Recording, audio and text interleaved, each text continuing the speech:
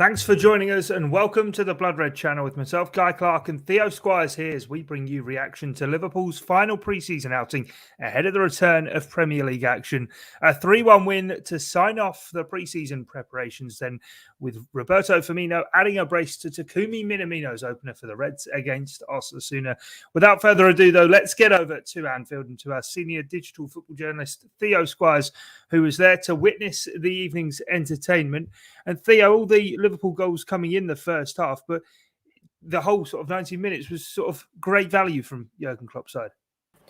Yeah, definitely. Like usually when you have these sort of friendlies, you expect them to be a bit hit and miss, don't you? You don't expect the teams to hit the top form. It's about getting minutes in the legs, and they're usually disjointed performances because of lots of substitutions. But Liverpool have been very smart, I feel, doing these two games back-to-back and splitting up the squad because it's allowed players to have longer stints, and it's not a case of just giving 5-10 minutes here and there to some of them. And they have really benefited from it. Obviously, there was always going to be a nice little buzz from having supporters back in the ground for both games, and that was the case today. But it was a case of, against Bilbao, it's an impressive Liverpool performance. There were positives there with the front three linking up well. But against Osasuna, granted, aren't as good a side as Bilbao, they took it up another notch. And when you look at the side that Jurgen Klopp put out, it is the players that had more of a point to prove to show why they should be in a starting 11 for him this season. I'm thinking of, Kostas Tsimikas. We know he's probably going to start against Norwich City now after Andy Robertson's ankle injury. Even the likes of Takumi Minamino or Roberto Firmino, they all had a point to prove, and they did that perfectly. And it's all you can ask for in pre-season games like this. Your team to play well, your players to play well, and to put on a show for the fans. Jurgen Klopp can go to bed very happy tonight. Yeah, most definitely. You mentioned Kostas Tsimikas there. We might as well sort of jump straight into that. Andy Robertson sort of sharing on social media, ankle ligament damage for him. It's not going to require surgery, mind, but as you say, it does open that door now. And all through pre-season, we've kind of been bigging up Tsimikas, saying how well he's sort of been looking and the fact that he's had time to bed in, and this year might get more chance for some Premier League minutes. Well, he is going to start the season there, it seems.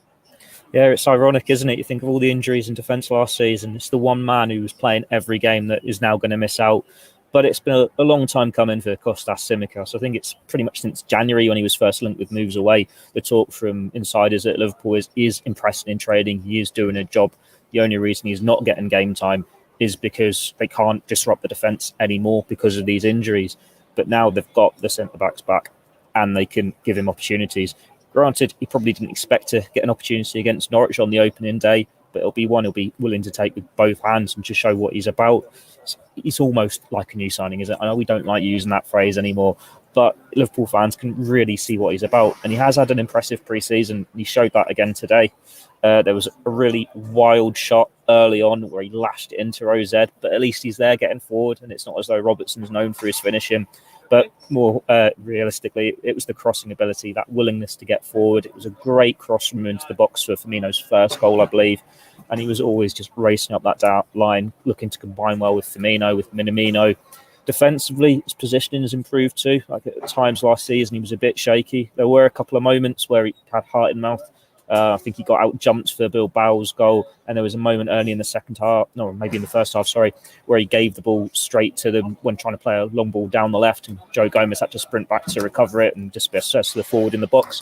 But apart from that, it was a good performance from him, and you want him to get mistakes out of the system now in pre-season. And from what we've seen from him in pre-season, it is better than what we saw last season. So hopefully he can put in a good performance against Norwich and build on that, because you'd imagine if Andy Robertson's ligament damage, then he's probably going to be out until the international break. It's one of those where we'll see how it goes, but it's not a quick fix, is it? An ankle injury, they do take time to heal. You don't want to risk it. And it's one where Jurgen Klopp, well, if Tsimikas is there doing a job, he doesn't need to rush Robertson back. So far, so good. Yeah, and we know what it's like with the Liverpool as well, with it not needing surgery and him sort of saying it's going to be a case of resting. These can quickly turn into long-term injuries, albeit we hope that isn't the case for Andy Robertson. I think Tsimikas as well would have done well to be out-jumped for the Bilbao goal, given the Reds were playing Osasuna tonight. But I'll give you that one, Theo. You know what I meant. I'll give you that one. It's been a long pre-season for you. In terms of top end of the pitch, then Roberto Firmino wearing the captain's armband and a couple of goals for him. He's been away during the summer, but he looks as though he's absolutely bang up for the start of the new season. It's one where we said pretty much for the last 18 months, he is the player Liverpool have that misses the fans most. And I think that has been the case of the times where they did have the fans last season, even though it was only like 10,000 here and there. He probably played better than he had without them.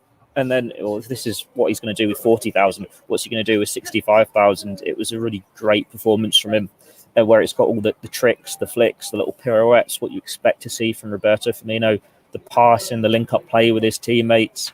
But it's something that he provided that he hasn't shown, and that is that finishing, that poacher's instinct, that composure in front of goal.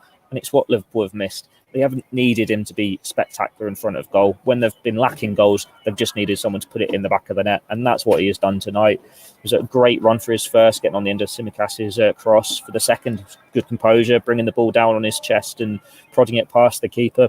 In the past, how many times would we have seen him get outdone by his own jump and try and take an extra touch, and keepers managed to rush out and take it off his toes? But he's got those 2 goals. That's what he needed. I think yesterday you'd have been assuming that the front 3 that played against Bilbao, got the team right that time, Guy, would have been the 3 that would start against Norwich. But now you're thinking, well, Firmino's proven that he's still here. He's not start of a natural decline if this is a sign of things to come, because they're all the same age, aren't they? And you think Sadio Mane as well, was it last season a decline, or was it just they were burnt out, they were struggling without the fans? Well, both of them responded in good fashion here. And it's tough decisions for Jurgen Klopp to make. Like, if this wasn't for Firmino coming back later from international football, he probably would have had more chances in a first choice front 3 with Salah and Mane. But that's what he wants, doesn't he? Klopp wants this competition for places. It's why they brought Jota in, so they doesn't have the same front 3 each week. It's why the issue with Divock Origi is he doesn't offer that same quality in attack. And it's what you want to see. Like, I think the only senior striker not to score in pre-season is Mohamed Salah. Now, that's not something to worry about, because it's like 3 years since he scored in pre-season, and we know what he's done in that time since. But it's what you want. All your strikers getting goals on the boots early on, showing what they're about, staking their claim, and showing that it isn't just a case of Salah, Mane, Firmino, that all of these players can do a job up front against Norwich City and for the rest of the season. What about Takumi Minamino? Because he seems to be sort of going along quite nicely through pre-season. What is it? 3 in his last 3 now for him, Hertha, Bologna, and tonight as well. And I mean, maybe might have been going wide. It take a deflection to sort of take it in, but he was involved certainly in the 3rd goal as well, with the assists for it as well, and seems to really, I know we've said this a number of times, found himself a bit of a home on that left-hand side. That seems to be where we see the best of him. Yeah, I'm going to point out the Community Shield against Arsenal last year, because I think you're going to love that one so far, even though you could have got the win. But, he's always looked good in that sort of position, and he did link up well with Firmino. What was telling for me, I think, today was from the goal, he was in a 50-50 with the defender, and I was just assuming him to get shrugged off it, to be honest, because that's what we've seen from him throughout his time at Liverpool, not being strong enough on the ball and being shoved around. But he managed to hold his ground well and it was deflected, but he still got his goal. Probably could have scored minutes earlier after, I think it was racing onto a great through ball from Konate. Keeper did a good save to deny him that time. But he's looking lively and he's looking consistent, and that's not what we've been able to see from him throughout. He's had excuses for his mismatch of a start for Liverpool, what with the pandemic coming mid-season and everything. But I think, as Liverpool insiders have said, this is a time for him to get a full pre-season under his belt, to really link up with this team, link up with this squad, and get his feet under the table. There have been question marks over his future, whether he could be moved on, whether Southampton would want him back. But he's shown what he's about. He's staked his claim really well. And when you've got that cloud hanging over your head of Sadio Mane and Mohamed Salah have got Cup of Nations in January, he's shown that he could step into that front 3 as an alternative to them. Only question mark for him now is, if Liverpool go and sign another forward, does he drop further down that pecking order? At the moment, he's 5th choice at best. But he's still shown that he's got goals in his boots. He's still shown that he's got the talent and that he can make an impact for this Liverpool team. Yeah, okay. Yeah, last sort of, I suppose, real highlights I wanted to mention was Ibrahima Konate, his sort of first run out in front of the fans at Anfield, and also young Kaide Gordon. Certainly the first half an hour, he seemed to be getting onto absolutely everything, but just couldn't quite get himself a goal, whether it be the finishing or the offside flag letting him down. Yeah, he's rapid, isn't he? A number of times he got in down that right-hand side, finding himself one-on-one or up against the defender. He's only 16 and he started in this Liverpool team. He started in this team ahead of Origi tonight. And granted, we've got the question marks over his future, but that's a big call from the manager to give him that sign of faith. And whether it's a sign that he's going to get the odd League Cup appearance or it's just giving him that taster for him to cling on to and want more of in the future, it's still very promising. He's linking up with his teammates well. Probably should have scored. He had one chance where he was one-on-one. I think the whole ground expected it to nestle in that bottom corner and for it to float just wide. But it's still a lively performance. And you need to remember he is just 16. He's going to have games where he's in and out. He's going to have natural dips where he doesn't look like he's up to it as much as he has in the past. But there's that similarity to Harvey Elliott when he first joined the club, where if you did a YouTube show reel, he'd look a proper quality player. He can show all his glimpses and talent, but then there are going to be spells in the game where he drifts out. He did after that first half an hour. But then you look at Harvey Elliott now, 2 years on, and think, well, where could Kaide Gordon be in 2 years if he can follow that same path? We know he was highly rated. That's why Liverpool signed him in January. But here he's in the first team, granted only in pre-season after, half a year. So it's a great sign and more for him to come. And then on Konate, well, he looks so good, doesn't he, as well? He's pretty much got everything you want in a centre-back. Like today, he's not really been challenged too much defensively, but he's shown his recovery pace, he's shown his power, he's shown his ability in the air, and he's got a hell of a pass on him as well. Yeah. All these times we've seen Van Dijk spray it, and he's like, oh, Konate can do that as well. Some great through balls, some great chip through balls as well. And it's like, well, maybe now if they have a scenario where Van Dijk can't play every week, they can just give it Konate and he'll pick out the forwards at ease as well. So really promising first Anfield appearance from him. Yeah, I think that was the big thing that stuck out for me about Konate tonight was we've seen that pace through the course of pre-season, but the passing really on show tonight, and it was impressive. The one blot on the copybook then for Jurgen Klopp tonight was Curtis Jones having to come off in the first half, a heavy collision to the head, and the Reds taking no chances, of course, with it being pre-season. But Ben Woodburn came on in his place, didn't look out of place in that midfield either. No, he didn't. It's one where Ben Woodburn's career has stalled somewhat in the last couple of years, but it's been because of injuries. Like he's gone out on loan and it's never really happened for him. The fact that he wasn't even in contention for the Wales squad for Euro 2020 showed how far his star's fallen in the past couple of years. But he was still Liverpool's youngest ever goal scorer. He still showed enough talent to be in that team at such a young age. Granted, in the last couple of years, he's dropped out and he's been more in the under-23s when he has been with the club. But he's got himself back into the reckoning door in the second half of last season, and he's impressed tonight. He's like good hour under his belt. He impressed yesterday as well, but he looks so confident on the ball, and it's not something you've been seeing from him when he's been out on loan. Like he's passing it one, and he doesn't look out of place.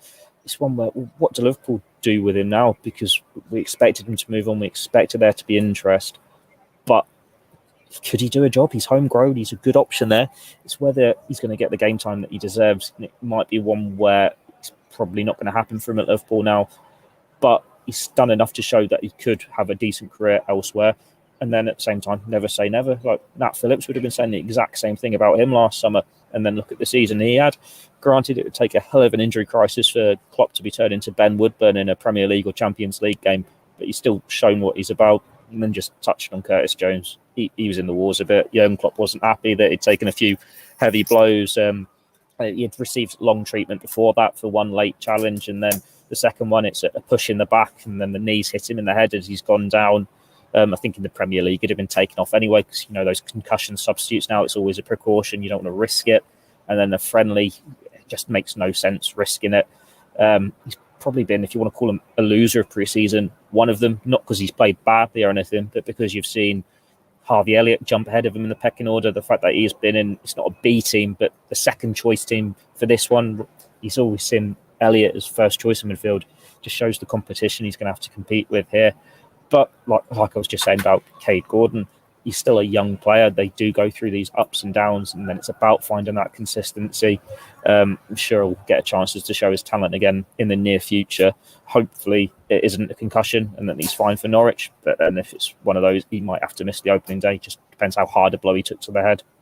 Yeah, we'll have to wait and see how it did play out. But yeah, it was good to see Ben Woodburn actually with a number of minutes under his belt. As you say, Theo, may well not be the man that Jurgen Klopp turns to this season. But of course, being Liverpool's youngest scorer as he was when he got his first goal for the club, it is great to have seen him even for fleeting moments through pre-season. Anyway, there'll be more reaction to the 3-1 win over Osasuna and building up towards the start of the new Premier League season in tomorrow's edition of the Blood Red podcast. But from myself, Guy Clarke, and Theo Squires, thanks for your time and your company. It's bye for now.